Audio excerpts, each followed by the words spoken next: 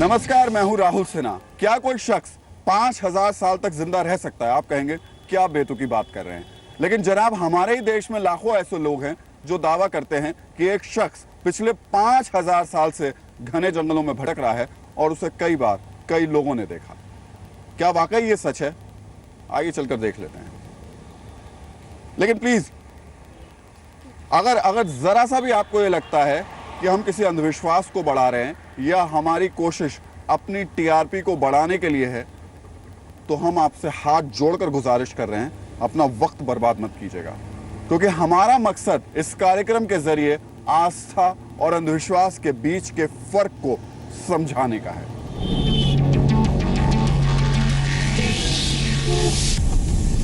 हमने सबसे पहले रुख किया उत्तर प्रदेश के लखीमपुर जिले का, जहां कहते हैं कि आज भी जंगलों में वो कभी कभी किसी को दिख जाता है।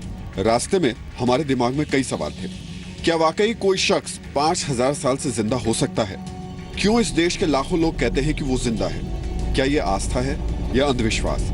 सवाल कई थे और चुनौती ये कि कैसे साबित होगा कि वो वाकई जिंदा है या नहीं, क्योंकि उसे जिंदा मानने वाले लोग कहते हैं कि वो हर किसी को दिखाई नहीं देता।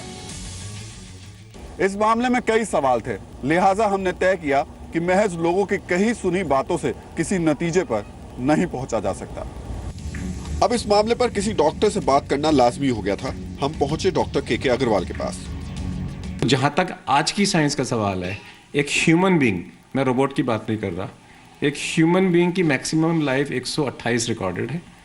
एवरेज लाइफ भारत के अंदर में हम 70 साल लेके चलते हैं। अगर आप कंपनसेशन लेके चलें कोर्ट के डिसीजन में भी, तो 70 साल की एवरेज लाइफ को माना जाता है। डॉक्टर अग्रवाल के घर से निकलते हुए रास्ते में प्रोफेसर NK मिश्रा का घर पड़ा। दिल्ली यूनिवर्सिटी में संस्कृत डिपार्टमेंट के हेड रह चुके प्रोफेसर मिश्रा का दावा है, न सिर्फ वो जिंदा है बल्कि उनके एक रिश्तेदार ने इलाहाबाद में उसे देखा भी है। अश्वत्थामा के दर्शन संगम पर, कुंभ जो जहाँ पर इलाहाबाद में जो संगम है, उस पर मेरे चचेरी बहन के ससुर को हुआ था, समझ गए।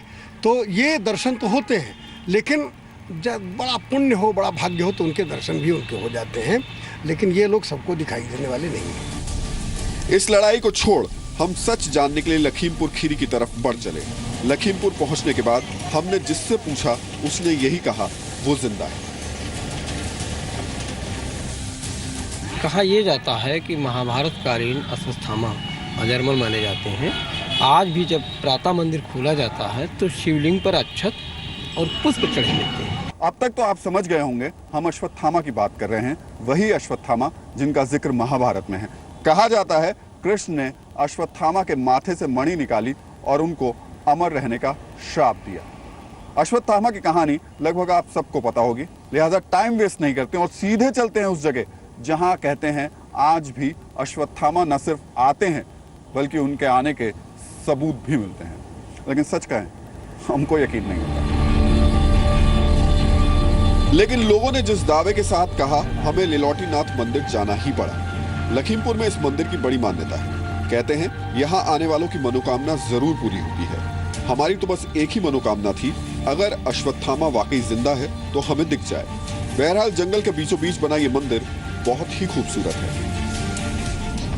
मंदिर से थोड़ी ही दूर पर जंगल है, लिहाजा जानवरों का खतरा बना रहता है। लिलोटीनाथ मंदिर 3 तरफ से नदियों से घिरा हुआ है। एक ये कोना है और बाकी 2 कोने दूसरी तरफ हैं। वैसे चारों तरफ जंगल है और यहाँ अमूमन बहुत कम ही लोग देखने को मिलते हैं, लेकिन मान्यता बहुत ज़्यादा है इस मंदिर की, लिहाजा ख़ासतौर से सावन के महीनों में यहाँ ज़बरदस्त तरीके की भीड़ होती है। लेकिन आज हम आपको कहानी बताने जा रहे हैं जो यहाँ पर घर घर में कही और सुनी जाती है। कहानी सीधी है कि कोई शख्स है जो खुद ब खुद पहुँच कर रात में पूजा करता है, लेकिन किसी को दिखाई नहीं देता है। कौन है वो शख्स और क्यों आता है इस मंदिर में, चलकर जान लेते हैं। मंदिर के पुजारी ने हमें बताया कि अश्वत्थामा रोज रात को यहाँ आते हैं। अब हमें रात होने का इंतजार था। रात हो चुकी थी, मंदिर बंद होने वाला था। तो लिलोटीनाथ मंदिर के बंद होने का वक्त हो गया है और इस वक्त जो हमने शिवलिंग को देखा है, शिवलिंग पर फिलहाल जल नहीं चढ़ा है, सिर्फ फूल मालाएं रखी गई हैं।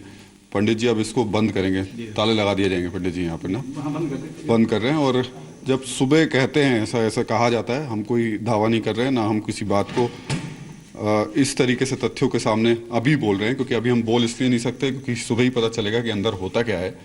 सुबह आपको बताएंगे कि जब इस मंदिर के दरवाजे खुलते हैं तो फिर क्या देखने को मिलता है। पंडित जी ने बताया कि रोज सुबह जब मंदिर के दरवाजे खोले जाते हैं तो शिवलिंग पर जल चढ़ा मिलता है। हमने तय किया कि रात को यहीं रुकेंगे, लेकिन दिक्कत यह थी कि रुका कैसे जाए। पंडित जी ने कहा कि रुकने की कोई ना तो व्यवस्था है ना ही कोई जगह। ये मंदिर बिल्कुल सुनसान इलाके में है, आसपास कोई गांव नहीं है, लिहाजा वापस लौटने के अलावा हमारे सामने कोई चारा नहीं था। पंडित जी ने हमसे वादा किया कि सुबह मंदिर का दरवाजा हमारे सामने खुलेगा और कोई भी उससे पहले मंदिर में नहीं जाएगा। हम सुबह 4 बजे मंदिर पहुंच गए।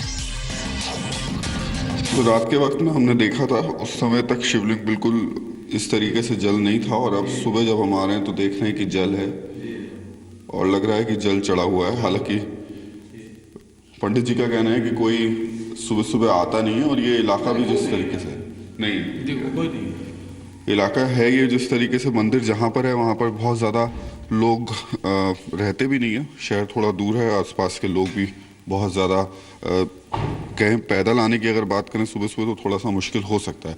लेकिन एक बात हम फिर बिल्कुल साफ कर दें कि हम आपको बता दें, यहाँ हम जब पहुँचे हैं हम लोग रात यहाँ बंद करवाया दरवाजे को, और हम सुबह फिर वापस आए हैं यहाँ पर। सुबह जब वापस पहुँचे तब हमको ये देखने को मिला कि शिवलिंग के ऊपर जल चढ़ा हुआ था, और यहाँ पर यह दावा किया जाता है कि कोई शक्ति है, खास तौर से अश्वत्थामा का जिक्र ज़रूर करके किया जाता है कि अश्वत्थामा आता है, सुबह पूजा करता है और फिर वापस लौट जाता है। ये सच है कि इस मंदिर में सुबह सुबह दरवाजा खुलने के वक्त तो हम मौजूद थे, लेकिन रात में हम वहां नहीं थे।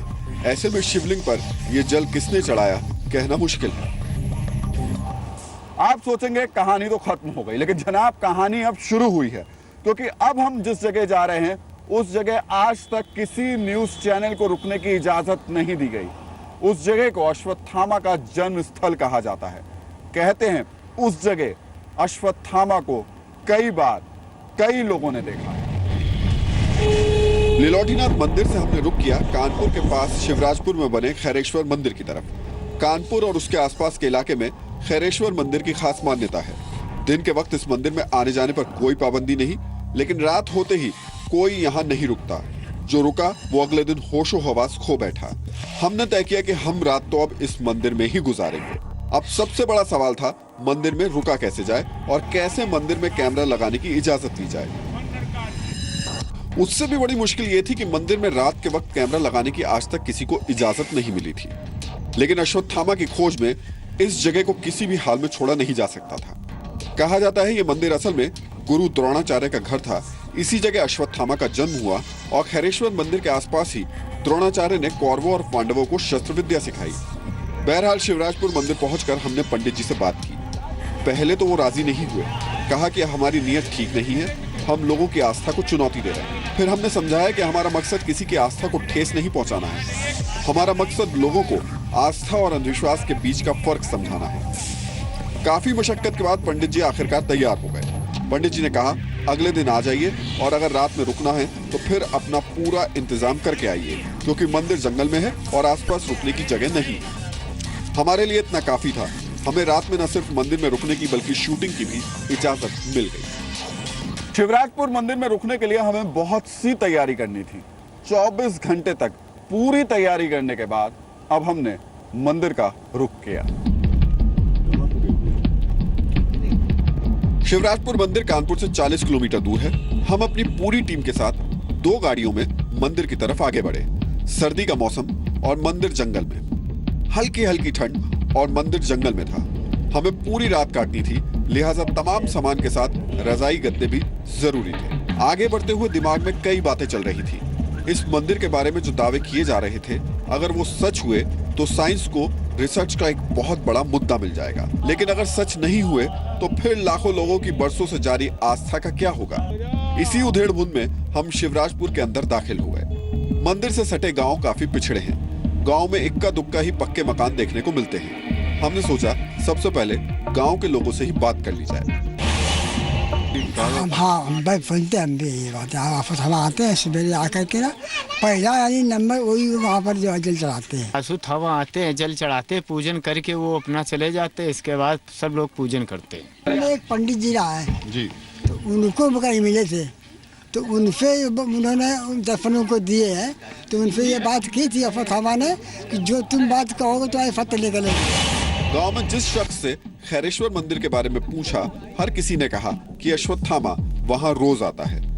हमने देखा। आपने देखा? हमने देखा। फूल चढ़े हुए देखा?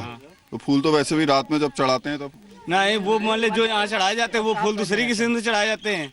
और वो जो चढ़ाते हैं वो सब तुमको वो मिलेंगे उसके कमल के फूल। किसी ने कहा सुबह मंदिर के दरवाजा खोलने पर जल चढ़ा मिलता है, तो किसी ने कहा चावल। कि हम लोगों के यहाँ जो चावल होते हैं वो छोटे छोटे होते हैं, वहाँ पे जो चावल मिलते हैं वो बड़े बड़े मिलते हैं, इतने बड़े बड़े जैसे कि। तो ये कैसे कहेंगे अश्वत्थामा ही चढ़ा जाते हैं? अब सुबह सुबह हमारे बुजुर्गों ने बोला ना हमसे कि ये वही चढ़ा के जाते हैं। चावल चढ़े हुए देखे? हाँ, चावल चढ़े हुए देखे, मगर कि उनको किसी ने नहीं देखा अश्वत्थामा को। यहीं से हमें पता चला कि खैरेश्वर मंदिर के पास ही गंधर्व सरोवर है। वही गंधर्व सरोवर जिसका जिक्र महाभारत में है। कहा जाता है कि इसी सरोवर में यक्ष ने युधिष्ठिर से सवाल पूछे थे।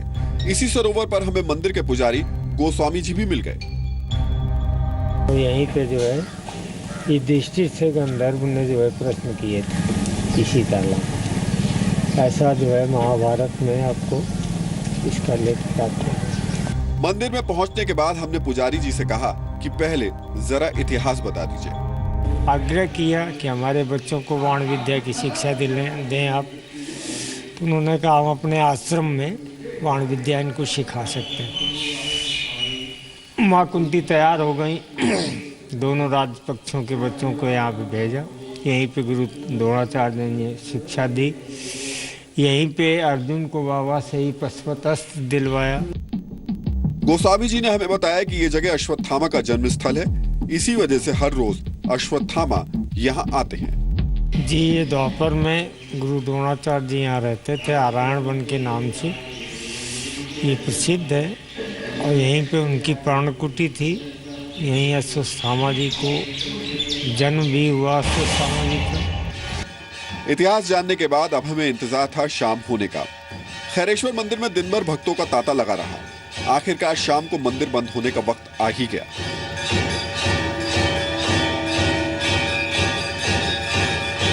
खैरेश्वर धाम मंदिर को बंद करने का वक्त हो गया है और अब पंडित जी मंदिर के अंदर आ गए हैं और मंदिर के कपाट बंद किए जा रहे हैं। और ये एक पूरी प्रक्रिया होती है। देखिए कैसे किस तरीके से पंडित जी एक एक करके इन चीज़ों को यहाँ पर रखते हैं, तैयार करते हैं और उसके बाद मंदिर के दरवाजे बंद कर दिए जाते हैं। जो पहला दरवाज़ा इस तरफ से होता है उसको बंद किया जा चुका है और उस पर पहले से ही ताला लगा दिया गया है।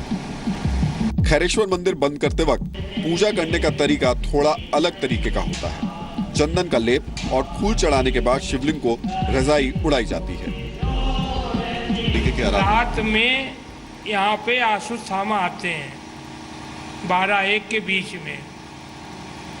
सुबह जब मंदिर हम खोलते हैं कुछ न कुछ तो परिवर्तन मिलता है। कभी घंटे की आवाज़ होती है, कभी पुष्प चढ़े मिल जाते हैं, कभी चावल इसने नहीं चढ़ाए कभी चावल चढ़े मिल जाते हैं, कभी गंगा जल चढ़ाएंगे, रजाई भींजी हुई मिल जाएगी, मिलेगी जरूर कुछ न कुछ। चलिए, तो अब पंडित जी इसको बंद कर रहे हैं और उसके बाद में ये बंद हो जाएगा। मंदिर में फिर कोई रहता नहीं है। वक्त हो चुका है मंदिर बंद होने का। तो चलिए, ये आखिरी दरवाज़ा मेन गेट बचता है जिसको बंद किया जाएगा और उसके बाद फिर हर कोई मंदिर के बाहर होगा। ये तो पंडित जी ने चाबी जो है वो एक बार हम आपको दिखा दें। ये चाबी हमारे सहयोगी हैं भरत, उनके हाथ में दी है और कहा है कि जब सुबह मंदिर खुलेगा तब आप इसको खोल लीजिएगा। तो पंडित जी बड़े साक्ष्यों के साथ कह रहे हैं इस बात को लेकर के कि हमको इन पे विश्वास है, हमने इनको चाबी दे दी। तो इनको चाबी दे दी और हम इस कोशिश में हैं कि आज यहाँ पर रुकेंगे मंदिर में और जो बातें कही जाती हैं, सुनी जाती हैं, उसको देखने की कोशिश भी करेंगे। बहरहाल अब मंदिर बंद हो चुका है और धीरे धीरे यहाँ से लोगों के जाने का सिलसिला शुरू हो चुका है।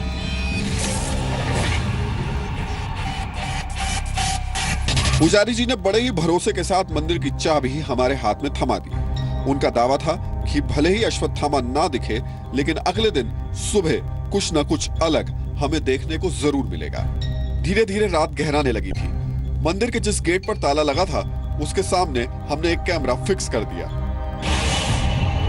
मंदिर के दरवाजे बंद हो चुके हैं और चाबी हमारे हाथ में है।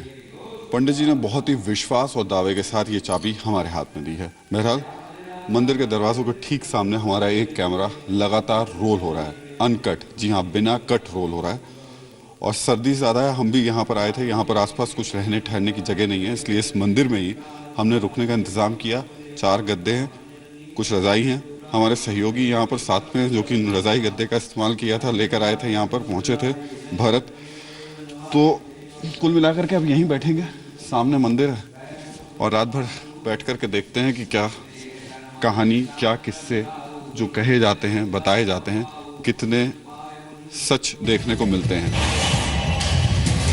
कैमरे के बराबर में गद्दा लगाकर हम इस इंतजार में बैठ गए कि क्या वाकई जो आज तक कहा सुना जाता है वो हमें देखने को मिलेगा।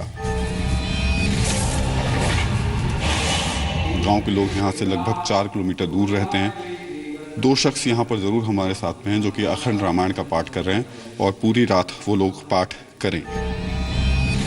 रात के 1:30 बज चुके थे, अभी तक ऐसा कुछ नहीं हुआ जिसे अजीबोगरीब कहा जा सके। हमने सोचा एक चक्कर जरा मंदिर के बाहर लगाकर देख लिया जाए। रात के 12 बज चुके हैं और एक बेआबान जंगल में हम इस वक्त मौजूद हैं।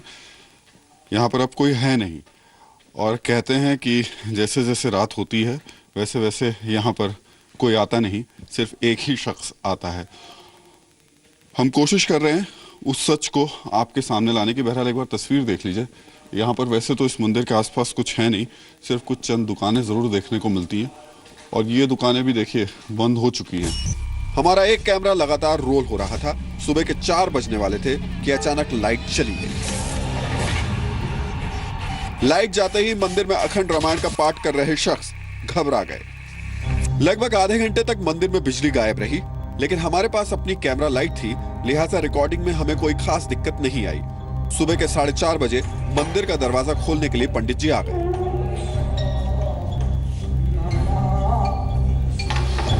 चलो, तो मंदिर का दरवाजा खुल रहा है। सुबह सुबह मंदिर का दरवाजा खुलने के बाद अब देखना है। कहा जाता है कि यहाँ पर कभी रजाई गीली मिलती है तो कभी यहाँ पर चावल चढ़े मिलते हैं। ये मंदिर जब बंद हो रहा था उससे पहले हमें बताया गया था।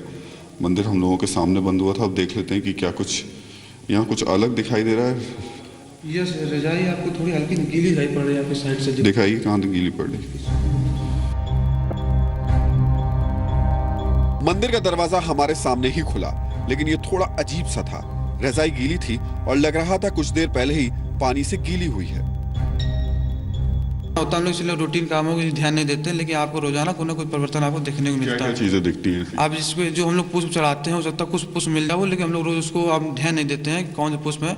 हम लोग रूटीन के अनुसार आप तेजी से काम को करते हैं। और अच्छा हमको तो अच्छा देखने को मिले हैं कि शाम को जो आपको चावल नहीं चढ़ाए जाते, अच्छा था पूजन में। सोए हमको मिले हैं। थोड़ा ताज्जुब इस बात का था कि चाबी रात भर हमारे पास ही थी, मंदिर कोई गया नहीं, ताला हमारे सामने खुला, फिर रजाई गीली कैसे हुई? लेकिन रात भर रिकॉर्डिंग कर रहे हमारे कैमरे में कोई हलचल नजर नहीं आई। पंडित जी ने दावा किया कि लगातार 1 हफ्ता हम यहाँ रुकें तो अश्वत्थामा हमारे सामने होगा।